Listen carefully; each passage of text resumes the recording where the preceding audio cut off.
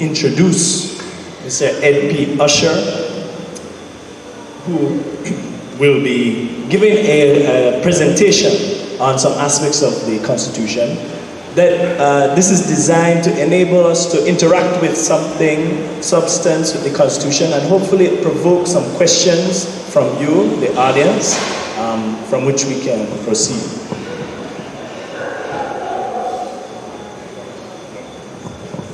And just to assure the mayor that, Benque had mentioned, so sometimes left out of some of these things, Mr. Ed Usher has indicated to me that he has actually been honing his craft, going to other villages and places, improving upon his presentation, and has now prepared this one especially for Benque, and has the benefit of all of that interaction there. So we have a lot to look forward to. I want to just quickly offer a little bit of background to Mr. Ed Usher. He's a citizen of Belize. He's a graduate of Wesley College in Belize City and the Royal Military Academy in the UK. He holds a bachelor's degree in law, LLB, from the University of Guyana, and a Master of Laws Legislative Drafting from the University of the West Indies, Cape Hill, Barbados. Mr. Usher is an adjunct lecturer at Wesley Junior College in Belize City, where he lectures in public law and legal systems, and Corozal Junior College, where he lectures in constitutional and public law and legal systems. Mr. Usher is married, has 4 children, and resides in Belize City. That's a lot to translate, Mr. Usher. Pues damos la bienvenida al invitado especial, Mr. Ed Usher, ciudadano de Belice, graduado del Colegio Wesley en la ciudad de Belice y de la Academia Real Militar Real en Inglaterra.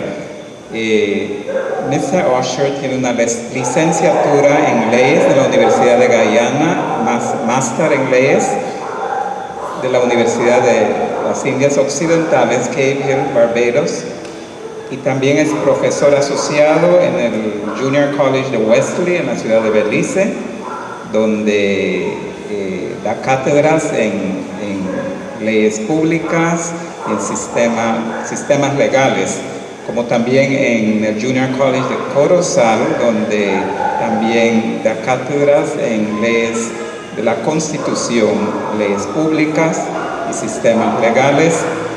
Mr. Usher casado, tiene 4 hijos y reside en la ciudad de Belice. Démosle la bienvenida a Mr. Ed. Doesn't want to cooperate. It is not cooperating. I'd like to say good night. Un poco de español. Buenas noches. Muy amable. Me siento bien estar aquí en Benque Viejo en el Carmen, en esta aldea tan bonito y la gente tan amable. That's all I can. Yes, I am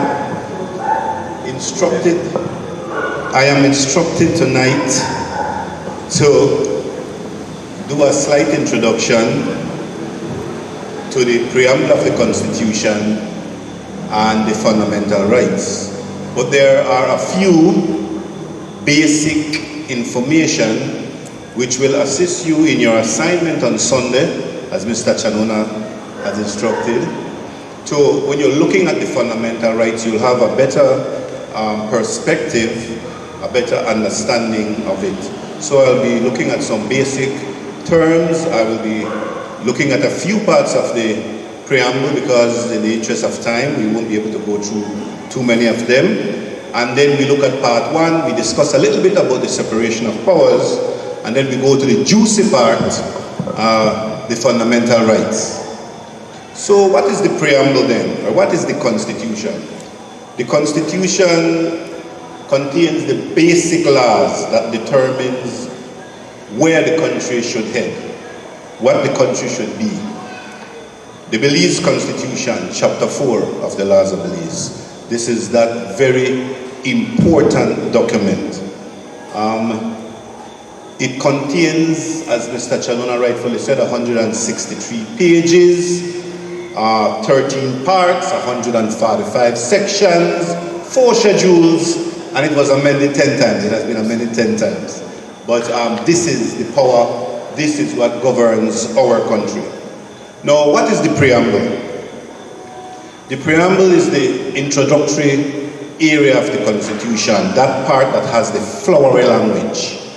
And it is basically where we hear and we read where our country is supposed to go. What is this beautiful country all about? The first few lines of the preamble are very important. We look at it and see what those first words say. And it says, whereas the people of Belize affirm that the nation of Belize shall be founded upon principles which acknowledges the supremacy of God, faith in human rights, and fundamental freedoms. The first thing in the Constitution, we acknowledge the supremacy of God. First point. The next area of the preamble tells us that Belize shall be a government which is formed from a democratic society, which the government is freely elected by universal adult suffrage. One man, one vote. One woman, one vote. Democracy. Bear that word in mind. We'll come back shortly when we go to part 1, section 1 of the Constitution. And finally, at D, the Constitution says that men and institutions remain free only when freedom is founded upon respect for moral and spiritual values and the rule of law. The rule of law. The law makes the rules. We are all subject to the law, even the state. We have seen several cases where persons sue the state, whether through the Commissioner of Police in the Brighton Card and Greg Eunice case, or where Schulte sued the government of Belize and the Attorney General. So even the state is subject to the rule of law. Nobody is above the law. Now we want to look at part 1. Part 1 is very short. Part 1 of the Constitution has only 2 sections. 1 and 2, that's it, that part 1 right there. So that one easy for the exam when they come at the end of the presentation. Section 1 defines Belize. Very important. If we don't have Belize, throw away the Constitution, we don't need to go any further. But Section 1 defines what Belize is. And it says that Belize shall be a sovereign democratic state in Central America in the Caribbean region. But the word that we want to look at there, which is very important, I just told you a few minutes ago to remember it, a sovereign democratic state. Not a theocratic state, not a kleptocratic state, a democratic state. Democracy, power of the people, by the people, for the people. And even though it is not stated the majority, it is implied. Obviously the majority of the people will lead to this democracy that we have in this beautiful 8,867 square miles. The second section, I think the second most important one, and the framers thought similar like I do, is the supremacy clause. It is also known as the pro tanto voidness clause. And what the supremacy clause does is it gives the Constitution teeth. Without the supremacy clause, it makes no sense. And the supremacy clause says it. And listen to the words that the supremacy clause states. It says, this Constitution shall be the supreme law of Belize, and any other law that is inconsistent with this Constitution shall, to the extent of the inconsistency, be void. Very, very important, very, very significant. This Constitution is the supreme law of Belize, not the executive branch, not the legislative branch, not the judicial branch. the Constitution is supreme. Having said that then, before we go into the fundamental rights, we have to look at those three areas of the government, those three pillars, those three branches: the executive, the legislative, and the judicial branch. Now, who comprise the executive branch? Well, we always say the cabinet. Yes, the primary element in the executive is the cabinet. And what is the main duty or purpose of the executive branch? The executive branch proposes laws and execute the executive branch. So they propose laws. How do they propose these laws? Where these laws come from? Well, we remember that during campaign time, we promise we're going to do this, and we're going to do that, and we're going to do the other. But then you can't just do it. We have authority to do it, pan. So then the executive takes some of these campaign promises to the legislative, and they become law, and as such they can be executed. So the executive proposes laws, execute the law. What about the legislative branch? Who in the legislative branch? That one is the National Assembly. The House of Representatives, 31 elected members, and the Senate, 13 appointed members. That is the legislative branch. What is their primary purpose? They legislate, they make laws. That is the legislative branch. And that takes us to the final branch, the judicial branch. The judicial branch comprises of our CCJ, our Court of Appeal, our High Court, formerly the Supreme Court, and the Magistrates Court throughout the country. That is the judicial branch. And what is the judicial branch's primary purpose? The judicial branch's primary purpose is to interpret the law, is to say what the law is. When Parliament makes a law, and if that law contravenes or abridges or abrogates or violates the Constitution, then Section 2 falls into place. The person uses Section 20, we discuss it presently, and go to the High Court. And then the High Court will say whether the law that the Parliament passed is unconstitutional, etc. or not. So the judicial branch is very important. Now, there is a big quarrel as to whether it's, well, one person once said there's an incestuous relationship between the executive and the legislative branch. Well, it's necessary. The Constitution allows it. The Constitution says that no one can be a member of the executive, the cabinet, without first being a member of the National Assembly. That is in the Constitution. So in essence, if you are going to be a member of the executive, which I said was primarily the cabinet, you must first either be a member of the House or a member of the Senate. So there is this necessary symbiosis, this symbiotic relationship between the executive and the legislative. Some persons have argued when we visit different parts of the country that perhaps that should change. And I know that some of you might bring it up tonight, and that is welcomed. Perhaps it will change. But remember, when you change a system for another, the other one has certain issues too. There are pros and cons in every system. So you want to look at what the change will be and then see if it will apply to our system here. Now, having said that, now we're going to need better understanding, and now we want to go to the fundamental rights. The reason why I am here to try and explain some of our fundamental rights and freedoms. Where are these found? These are found in Part 2 of the Constitution's Section 3 to 19. Those are your fundamental rights. Let us look at Section 3, which does the introduction to these rights. And Section 3 says, whereas every person believes is entitled to the fundamental rights and freedoms of the individual.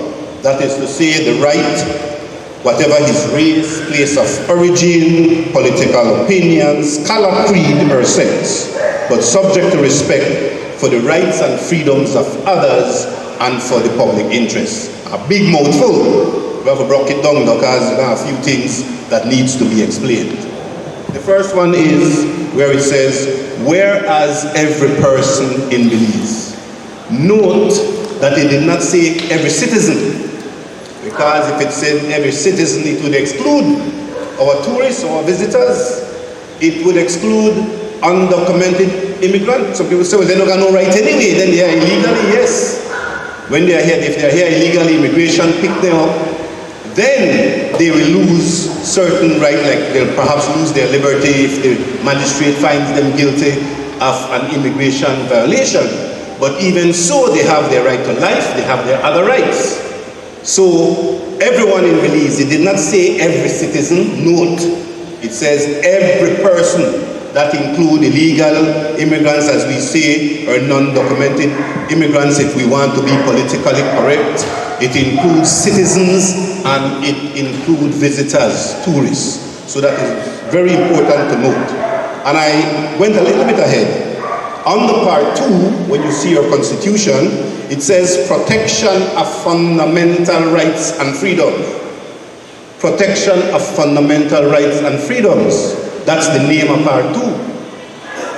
But something is implied in that. What is implied in it?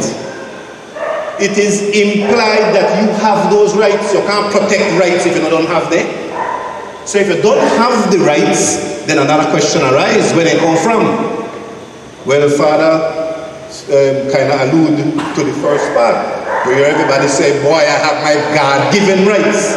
Yes, you have rights that originated from God, your God-given rights. And then you have the Universal Declaration of Human Rights, where some other rights come into play.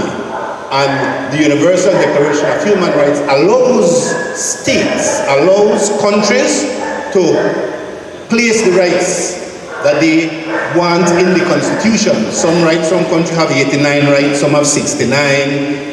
India have a lot more than most constitutions, and so you have different amount of rights. Belize has rights found within sections 3 to 19 of this constitution. But your rights are not absolute. Well, hold up. Yes, you have one absolute. Section 7, your right not to be treated inhumanely. You cannot be treated inhumanely. That's section 7. So that right is absolute. There is no provided that. Usually I say provided that, subject to. Those words sort of limits the right. So they are not absolute, they are theirs, and they should not be absolute, because then people's rights will trample other people's rights. So it says subject to the respect for the rights and freedoms of others. Those words limit the rights to a certain extent. And the big one, and for the public interest, the greater good. So there are some limitations to rights. The first right we want to look at is the right to life. That's a very strong one that has been discussed throughout the country. I've been to so many, I lost count now. I've been to many presentations, and persons have different points of view as to when we start have this right to life. Some people say at conception we have the right to life. From the time of conception, I was at the police 2 weeks ago doing a presentation, and I said you have the right to life, and some people believe that your right to life starts at contraception. And the police, they laugh. I said no, conception, no contraception, conception. So some other people believe the right to life starts when you are born, when you come out of your mother's womb. But there's different ideas, but the point is you have a right to life. But even your right to life is not absolute. You know, absolute.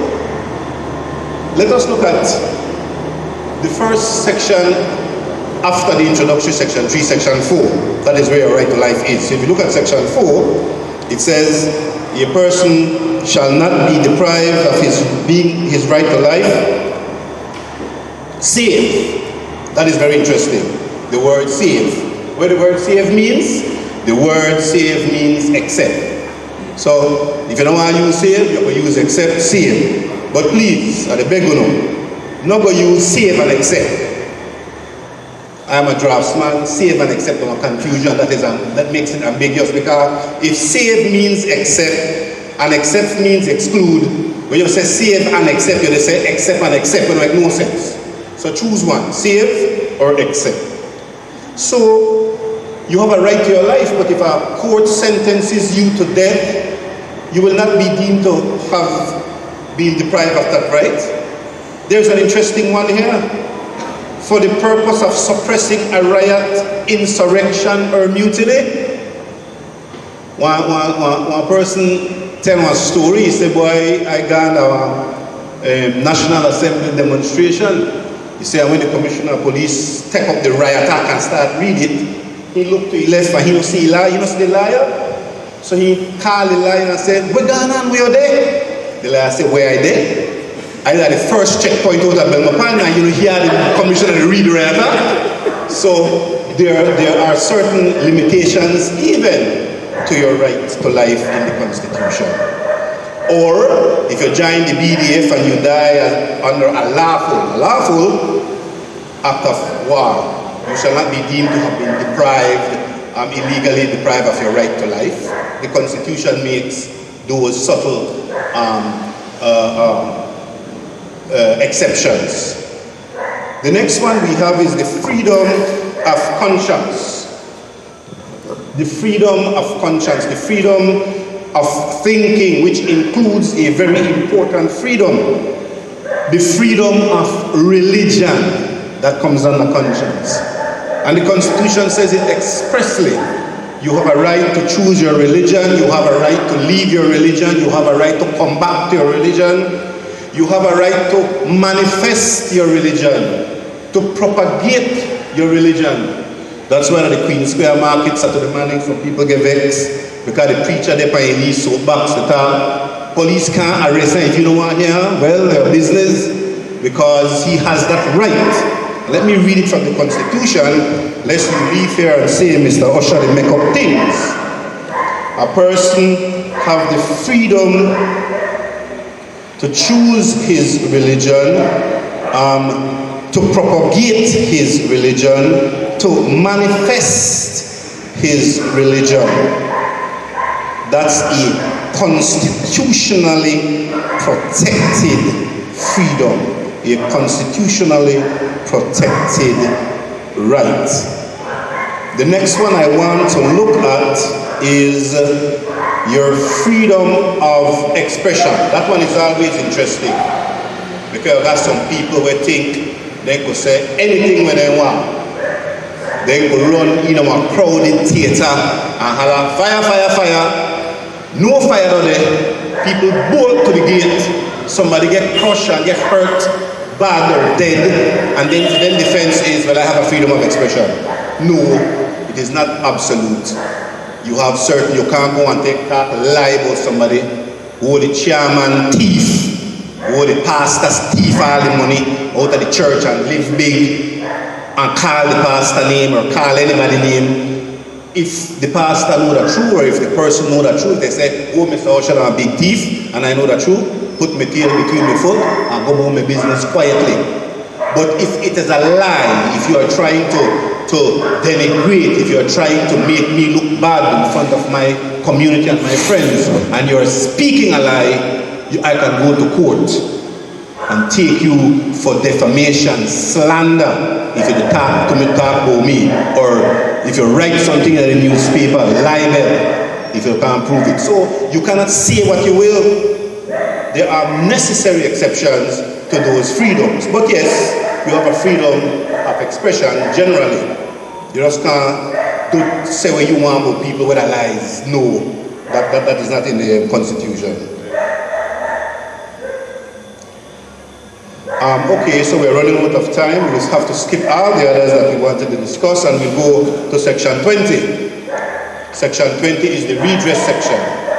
The redress section is the section where that you use to go to the court if you believe your constitutional rights has been violated. And it's very interesting. This is a very important section. So let us go to section 20 quickly. I'm sorry that Dr. DeShiel has promised you that I would be giving you the best, but unfortunately only get half of the best. So section 20 then. Section 20 states, and I will read it verbatim, if any person alleges that any of the provisions of sections 3 to 19 inclusive of this Constitution has been, is being, or is likely to be contravened, abridged, abrogated, that person may apply to this High Court for redress. But we have to look at a few words in this, or else when you read it yourself, you might miss it.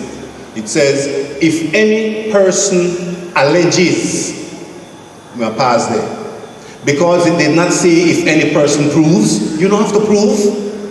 You just have to allege that you believe one of your rights has been, is being in the present, or is likely to be in the future violated by a legislation, for example, that was passed in the House. You can go to the Supreme Court for the court to look at that piece of legislation and interpret it and see whether it is unconstitutional or not. And one more word in section 20. It says, if any person alleges that any of the provisions of sections 3 to 19 inclusive.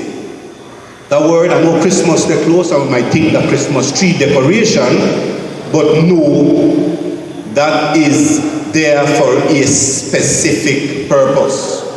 3 to 19 inclusive. Why inclusive? Because if the word inclusive was not there after 19, a good lawyer may argue that section 3 and 19 are included, that only section 4 to 18. So when you are reading, look for these words, not when you see a word placed somewhere, and why inclusive after the day after 3 and 9? Why after the day after? Look at that, look at the words subject to. Look at the words provided that. Google it, because you get a better understanding of what you're reading. When you see the word notwithstanding, again pause. So notwithstanding, provided that, subject to, Google them, and Google will explain what they mean. I thank you very much for your attention. I have been advised that my time is up. I hope that we can have a better interaction in the question and answer period. Thank you very, very much for your attention. Una reseña, ¿no? Un summary, un resumen de la Constitución. Y esto nos debe ayudar a alentar a hacer nuestra propia investigación y leer más. Empezó con el preámbulo de la Constitución, nos habló que la Constitución es el capítulo 4 que hemos estado diciendo, y que en sí la Constitución abarca esos derechos fundamentales que por nosotros somos seres humanos, estamos dotados con esos derechos naturales en virtud de que somos creados a semejanza e imagen de Dios. Y la Constitución lo dice, ¿no? Reconocemos la supremacía de Dios y todos los derechos fundamentales que proceden de esa realidad. Entonces, eso es la Constitución, protege esos derechos que por naturaleza tenemos. Somos dotados con esos derechos. También habló de que el gobierno de Belice, por la Constitución así lo reza, es elegido democráticamente, y todos conocemos lo que George Price hablaba de la democracia cristiana para Belice, donde encierra una libertad verdadera para todo ciudadano, y que esa libertad está fundamentada sobre los valores, la ley natural que se debe de estar reflejada en las leyes del país. Nos llevó a un resumen de la sección 1 que define el Estado de Belice como un Estado soberano y democrático, y también parte de esa sección le da la autoridad detrás de la misma Constitución, ¿no?, como ley suprema para el Estado de Belice. Entonces, la Constitución en sí tiene esa autoridad de donde proceden las demás leyes que protegen estos derechos fundamentales. Y luego habló un poco sobre la estructura del gobierno de Belice, que tenemos como este sistema parlamentario, que es el organismo ejecutivo que planifica, arma las leyes para ser presentado ante el organismo legislativo, que es la Casa de Representantes y el Senado, y luego está el organismo judicial, que todo hasta cierto punto debe de haber una independencia en sí, ¿no?, para la mejor función. Luego, en la sección número 2, habló de la protección y derechos fundamentales y la libertad. Y algo muy importante que nos dice Mr. Usher es que esos derechos, aunque son naturales, son nuestros derechos, sea dados por Dios o por ser criaturas de Dios, o por los organismos como las Naciones Unidas, las Declaraciones Universales de los Derechos Humanos. Dice, no son absolutos en el sentido que hay excepciones, ¿no?, porque tenemos la ley moral, donde habla de que nosotros, aunque sí somos libres, y la libertad es hacer el bien, no podemos infringir en los derechos de los demás. Hay respeto por los demás, ¿no? Y eso es muy, muy importante. De modo que, aunque sí tengo derecho de poner mi música a todo volumen, el vecino tiene derecho también a descansar, ¿no? Entonces, dio Mr. Usher varios ejemplos: el derecho a la vida, la libertad de la conciencia, credo religioso, la libertad de expresión. Y luego dio un salto a la sección número 20, donde tenemos el derecho como ciudadanos de acudir a la justicia, a la ley, si pensamos que nuestros derechos han sido violados o son anticonstitucionales, ¿no? Entonces ahí la Corte Suprema, lo que sea, tiene que hacer una decisión al respecto. Entonces,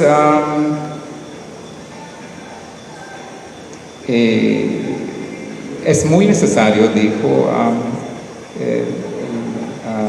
invitado, que para finalizar, que es muy importante leer la Constitución y tener mucho cuidado en las cláusulas, en los términos, y si no entendemos ciertos términos, frases o palabras, que es necesario investigar para tener un mejor entendimiento sobre este documento tan importante, tan crucial para Belice, que nos define como nación y nos da la dirección a seguir para crear un mejor país.